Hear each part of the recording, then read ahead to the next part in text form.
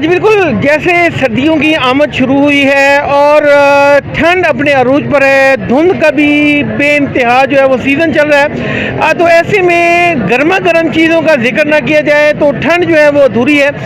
तो इसी तरह आपको मैं बताता हूँ कि गजरेला, गाजरों का जो हलवा होता है गजरेला, और उसके साथ माश की दाल और चने की दाल का जो हलवा है उसका सीज़न भी सरगोदा में अपने अरूज पर होता है। तो मैं जहाँ पे खड़ा हूँ ये है अमृतसरिया दुकान है उर्दू बाज़ार में।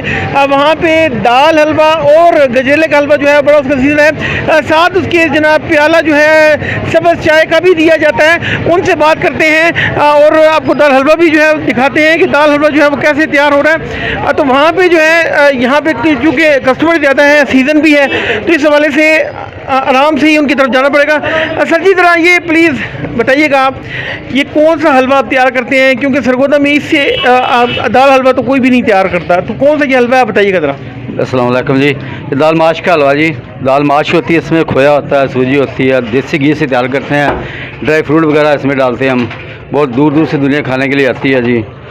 जैसे पाकिस्तान बना उस वक्त से दुकान है जी। अच्छा मुझे ये बताएं इससे कोई फ़ायदा भी होता है आवाम? इसके बहुत फ़ायदे हैं जी।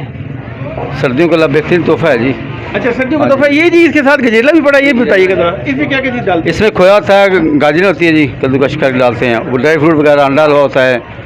अच्छा जी, यहाँ पे जी मैं आपको बता चलूँ कि चूँकि अभी सीज़न चल रहा है और काफ़ी ज़्यादा इस दुकान में रश है। तो यहाँ पे जितने भी जो खाने वाले अफराद हैं, गर्मी जो इंजॉय करेंगे यानी जो सर्दी को भगाने के लिए जो यहाँ पे आते हैं, तो इस हवाले से यहाँ पे बहुत ज़्यादा रश है। और दाल हलवा जो है अमृतसरियों के अलावा जो है, क्योंकि इनकी सौगात है, तो इसके अलावा इसके अलावा जो है तैयार नहीं किया जाता। तो इस हवाले से आपको बता चलूँ कि अगर ठंड का माहौल हो और उसमें गजरेला और दाल हलवा ना हो तो ठंड अधूरी है जी।